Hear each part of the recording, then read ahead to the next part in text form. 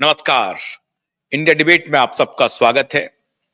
रविवार के दिन एक बार दोबारा हम हाजिर हुए हैं।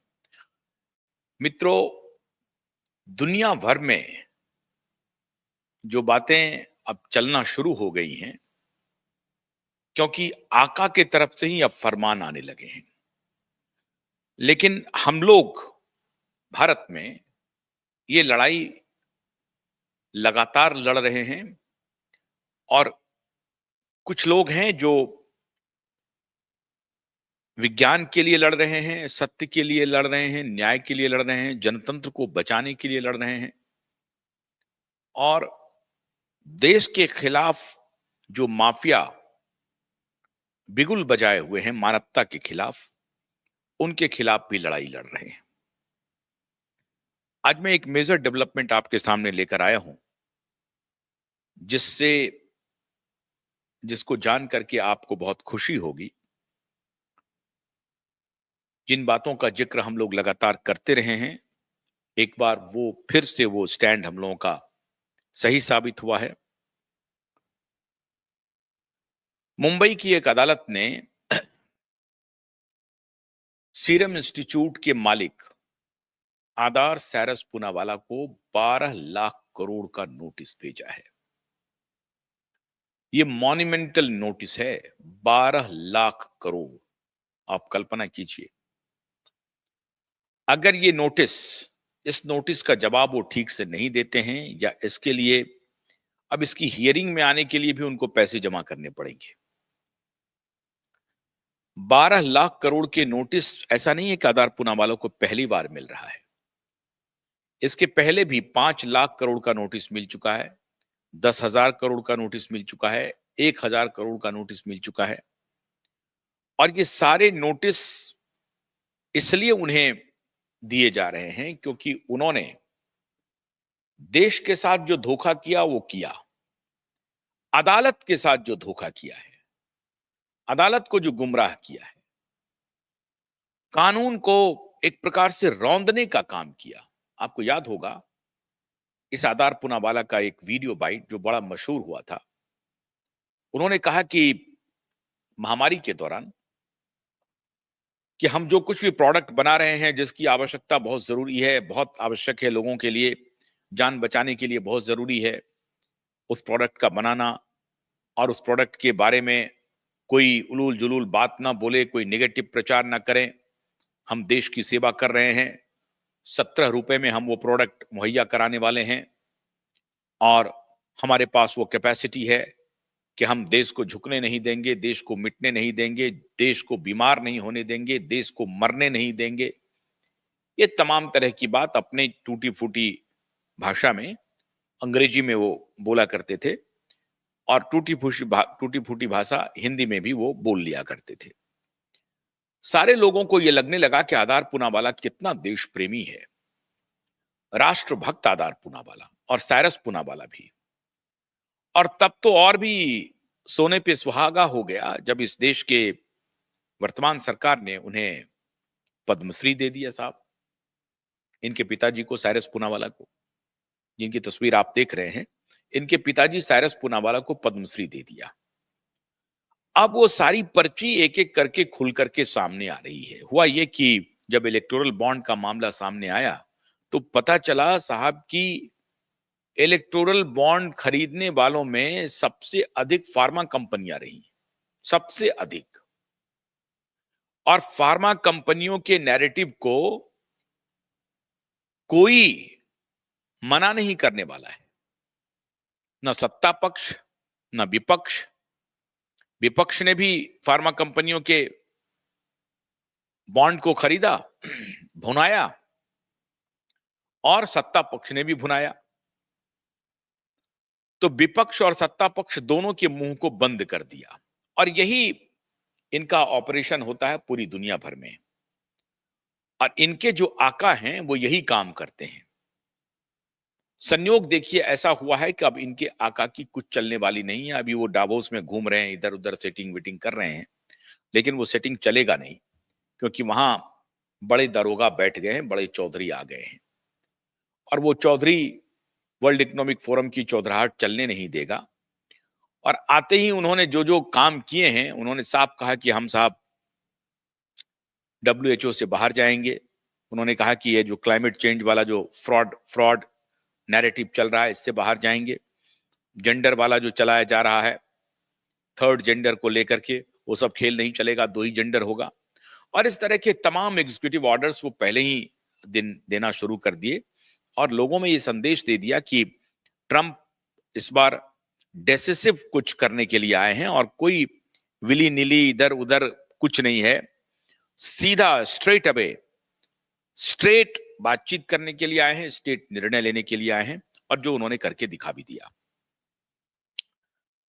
साइरस और आदार पूनावाला ने कोविड के दौरान, महामारी के दौरान हमारे देश की सरकार को गुमराह किया, पॉलिटिकल पार्टीज को गुमराह किया, प्रधानमंत्री को गुमराह किया, स्वास्थ्य मंत्री को गुमराह किया।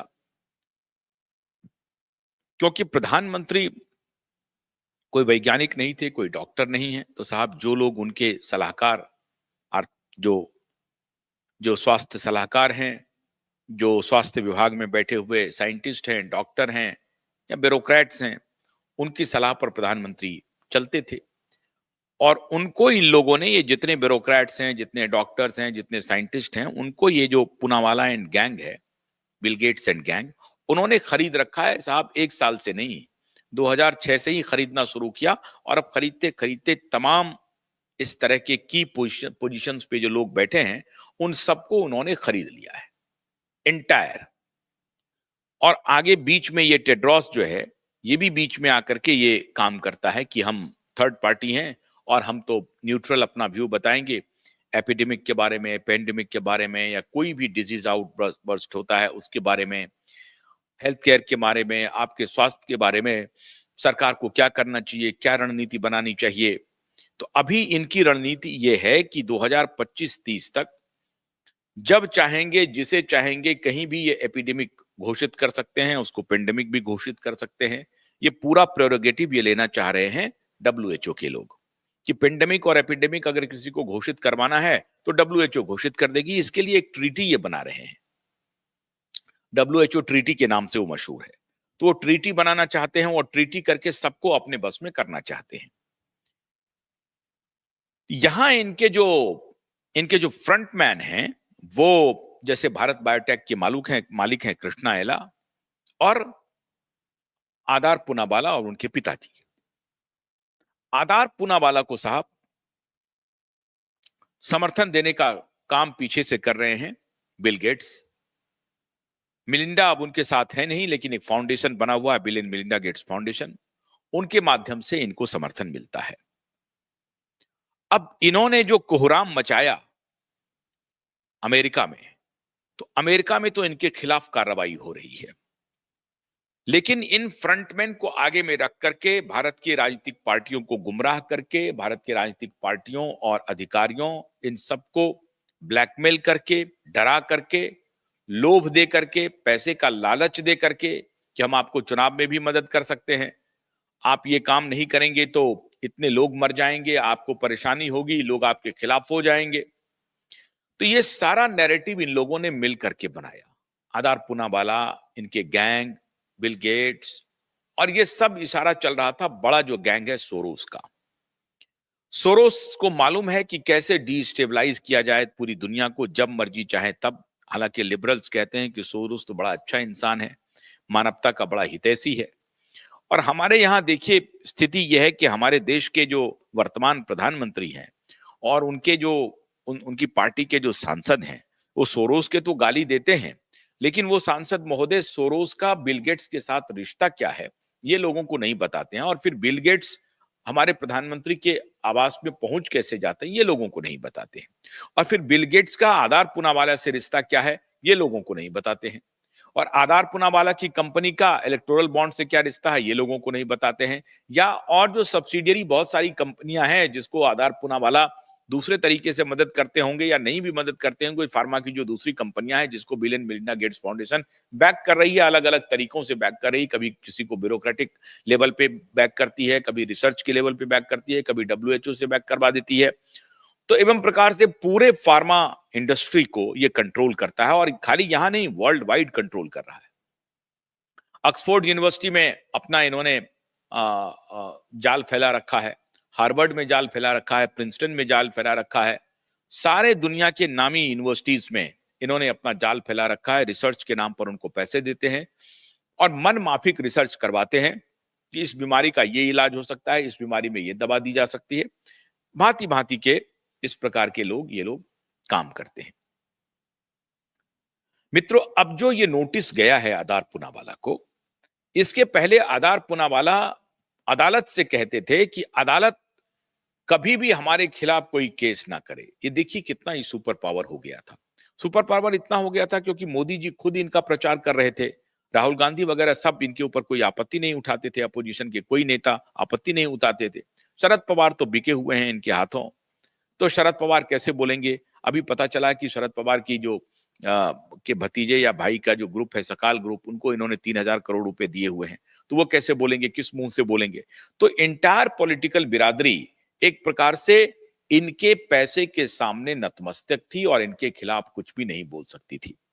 उसके बाद इसकी हैसियत ये हो गई कि इस बिना पर कि पॉलिटिकल पार्टी को तो हमने खरीद लिया है, वो तो हमारे पालतू पालतू लोग हैं, तो हम अदालत को सीधे सीधे बोल देंगे कि आप हमारे खिलाफ कोई केस ना कीजिए। अगर आप केस कीजिएगा तो हम दवा नहीं बना सकेंगे और हम लोगों को बचा नहीं सकेंगे। इन्होंने नैरेटिव दिया कि हम लोगों को बचा नहीं सकेंगे। ये कितना बड़ा फ्रॉड है, ये कितना बड़ा अपराधी है, ये मैं आपको बताता हूं कि इन्होंने ऑफिशियली कहा था कि वो दवा जो इन्होंने बना रहे थे, ये उस दवा की कीमत 17 रुपए है पर डोज।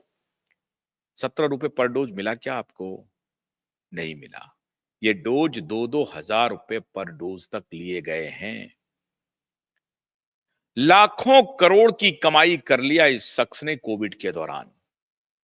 देश में जान बचाने के नाम पर लोगों को गुमराह किया, टेलीविजन मीडिया वगैरह को खरीदा, सारे मीडिया में अपने प्लांटेड स्टोरी चलाया और उसके हिसाब से लोगों में डर पैदा किया और डर पैदा करने के बाद अपनी बूटी इसने लगवा दिया और अब बूटी के जो इफेक्ट्स हो रहे हैं उस पर यह अपना पल्ला झाड़ रहा है। भारत सरकार ने पहले ही पल्ला झाड़ लिया था।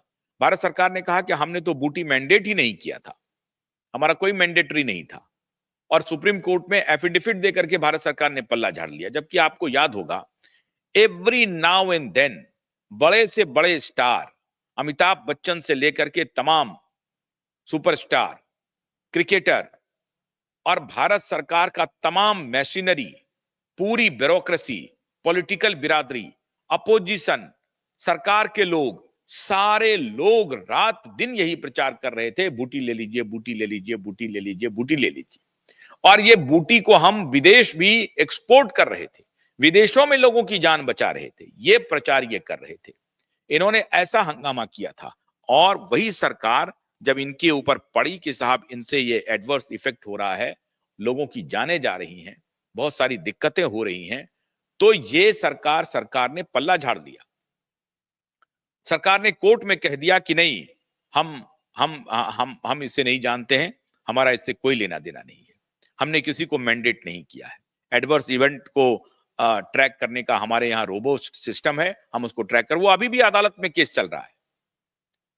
पहले तो सरकार ने पल्ला झाड़ दिया, लेकिन सर अभी भी वो अदालत में केस चल रहा है कि एडवर्स इफेक्ट का जो ट्रैकिंग है, उसका जो सिस्टम है, उसका जो डेटा है, वो सरकार के पास क्या है? सरकार डेटा मुहैया नहीं करा रही है।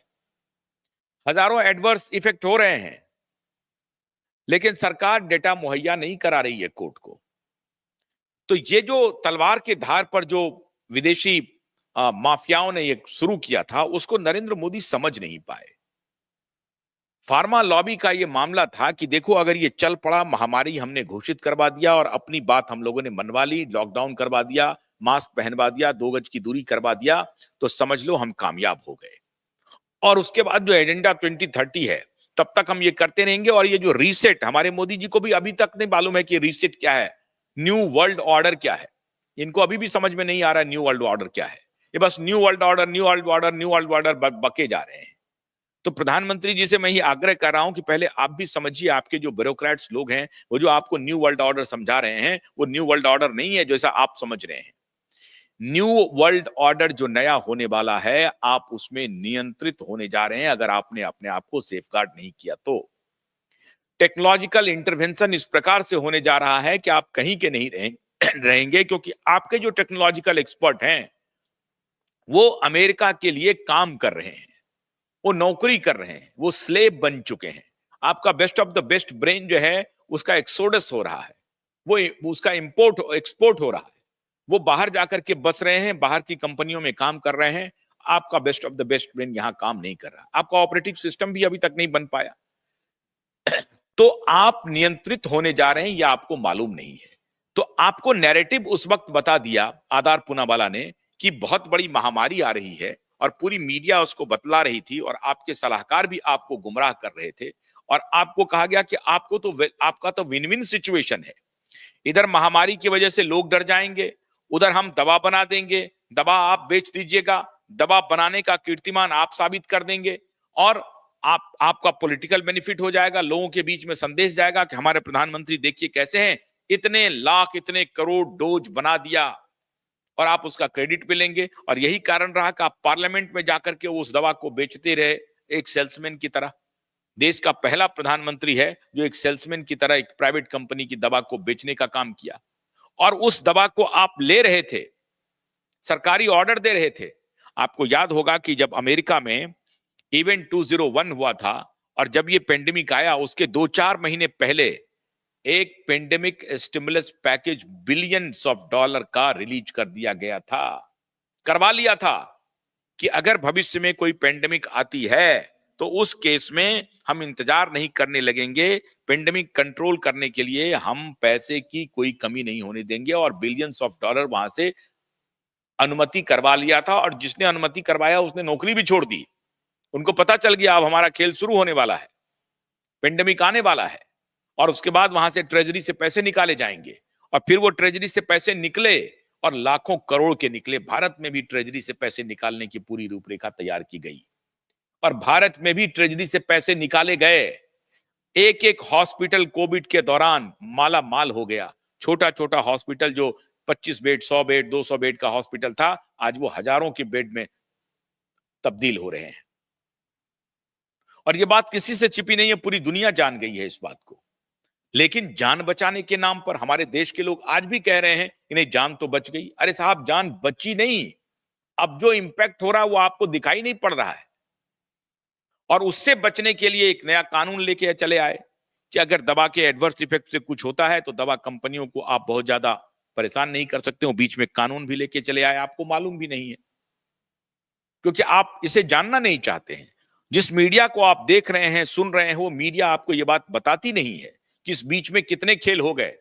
आपको ये मालूम ही नहीं चला कि जब कोविड था तो कृषि कानून क्यों आया था। कृषि कानून इसलिए नहीं आया था कि किसानों की आय बढ़ानी थी। कॉर्पोरेटाइजेशन किसानों का हो, इंडस्ट्रियलाइजेशन हो किसानों का, और कृषि को इंडस्ट्री का दर्जा दिया जाए, ये तो बहुत पुरानी डिमांड है। लेकिन किसानों के भला करने के लिए आधी बात थी, आधी बात तो कहीं और थी। लेकिन चलिए, उसमें हम नहीं जाना चाहते हैं किसानों के मुद्दे को लेकर के, अभी उसमें पढ़ने की आवश्यकता नहीं है। इंपॉर्टेंट यह है कि महामारी के दौरान जिन लोगों ने बेईमानी करके पैसे बनाए उन्हें पद्मश्री मिल गया, और आज उनकी कोई अकाउंटेबिलिटी नहीं है। मित्रों, पहली बार ऐसा हो रहा है जब देश में हमारे बड़े बड़े सूरमा वकील महोदय ने यह काम किया है, और उन्हें नोटिस भेजा है 12 लाख करोड़ का। The Serum Institute and Adar Poonawalla are already facing many similar cases where court had issued them notices, which include suit at Thane seeking rupees 5 lakh crores damages, and writ petition seeking rupees 1000 crores in interim compensation for the death of Dr. Sneh Lunabat. इस तरह के cases अभी सैकड़ों case file हुए हैं आधार पूनावाला के खिलाफ, सैकड़ों केस, और पाइपलाइन में है, अभी और केस फाइल होंगे।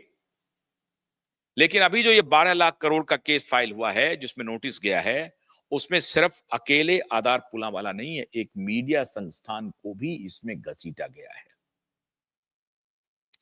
और वो मीडिया संस्थान इस देश का सबसे बड़ा मीडिया संस्थान में से एक है, सबसे बड़ा है। उससे बड़ा अभी कोई मीडिया संस्थान नहीं है, उसको घसीटा गया है। और वो मीडिया संस्थान है times of India group. Times group को भी नोटिस गया है। ये जो 12 लाख करोड़ का नोटिस आधार पूनावाला को गया है, इसी नोटिस के अटैचमेंट में टाइम्स ऑफ इंडिया ग्रुप को भी नोटिस जा चुका है। मीडिया ने जिस प्रकार का कुकृत्य किया महामारी में, ये सबको पता है, लेकिन अब इनकी घिघी बंद गई है। ट्रंप इंक्वायरी कर रहे हैं, रॉबर्ट एफ कैनेडी वहां मिनिस्ट्री ऑफ हेल्थ को संभाल लिए हैं, और एनआईएच के director, national institute of health के डायरेक्टर वहां जय भट्टाचार्य हो गए हैं। जय भट्टाचार्य वही हैं जिन्होंने बैरिंगटन डिक्लेरेशन साइन करवाया था और जिन्होंने कहा था कि लॉकडाउन करना पागलपन है, लॉकडाउन करने से कुछ नहीं होगा। आप सिर्फ, आज भी लोग इस बात को यकीन नहीं कर रहे हैं कि जो एयरबॉर्न इन्फेक्शन है, अगर वो कम्युनिटी में आउटब्रेक हो गया है उसका, जिसके बारे में हमारे यूएचओ के सारे डॉक्टर्स कह रहे हैं कि सीरो सर्वे आ गया था कि पूरे कम्युनिटी में स्प्रेड हो चुका है, तो वो एंटीबॉडी वो खुद तैयार करना शुरू करेगा। वो इतना लीथल नहीं था। लीथल तो तब हुआ है जब बूटी दिया गया है 2021 का, जिसको सेकेंड वेव कहते हैं। और ये जो वेव था, उस वेव को क्रिएट करने का खेल कैसे चल रहा था? वो आरटीपीसीआर के टेस्ट से, और आरटीपीसीआर टेस्ट ही पूरी तरह से फॉल्टी टेस्ट था। आरटीपीसीआर के टेस्ट के ऊपर मैंने कई बार आप लोगों को वीडियो बना करके दिखाया है कि आरटीपीसीआर का टेस्ट किस प्रकार से फॉल्ट उसमें था, कि आप अगर कटहल का भी स्वाब भेज देते तो वो आपको पॉजिटिव निगेटिव बता देता, और कबूतर का भी भेज देते तो आपको पॉजिटिव निगेटिव बता देता।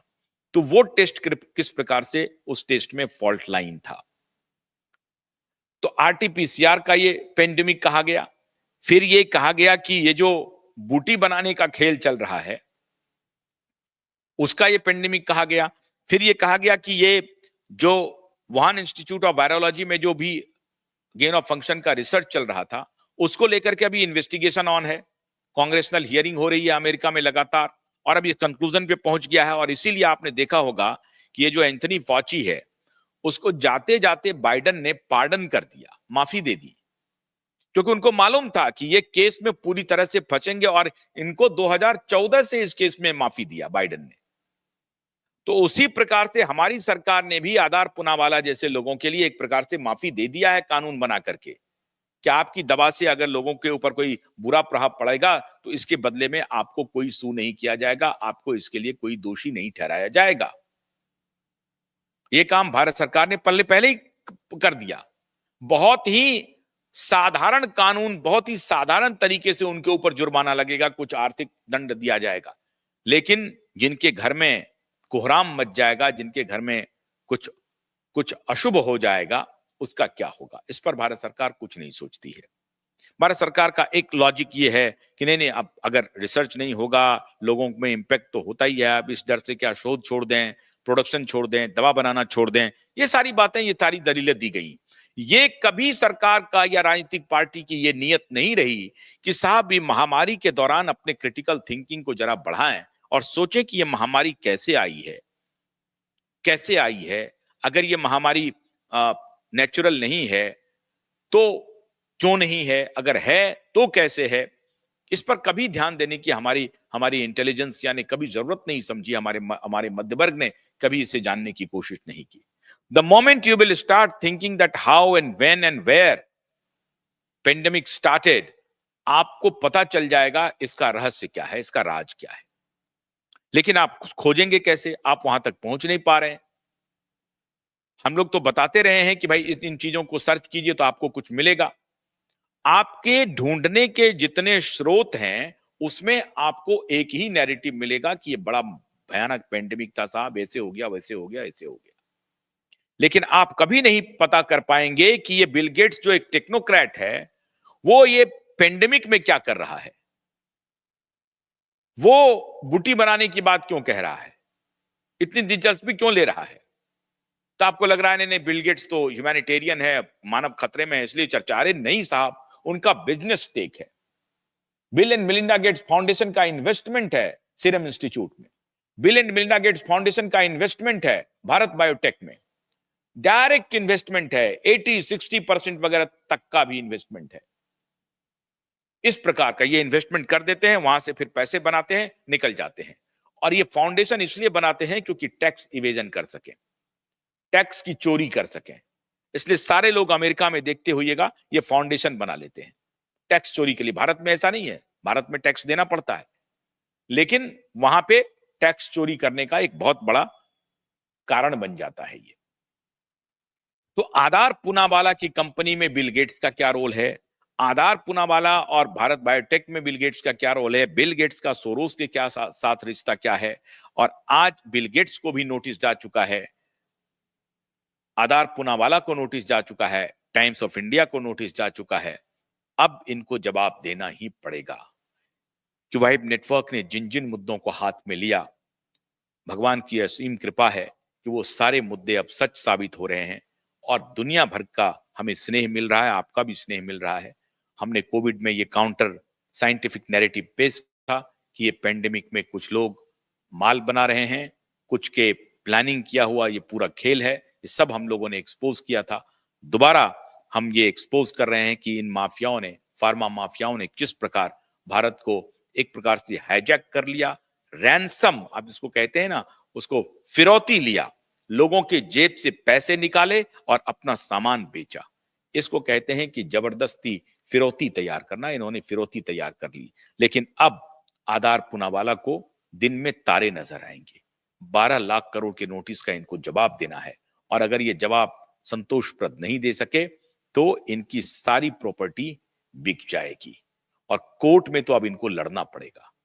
और अगर इनकी प्रॉपर्टी बिकी तो उन्हीं पैसों से उन परिवारों को दिया जाएगा जिन्होंने कोविड के दौरान कोविड का दंश झेला है, परेशान हुए हैं।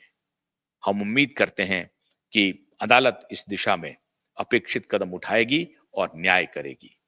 गरीबों के साथ, भारतीयों के साथ, फार्मा माफियाओं के खिलाफ एक सख्त कदम अदालत उठाएगी। बहुत बहुत शुक्रिया। नमस्कार।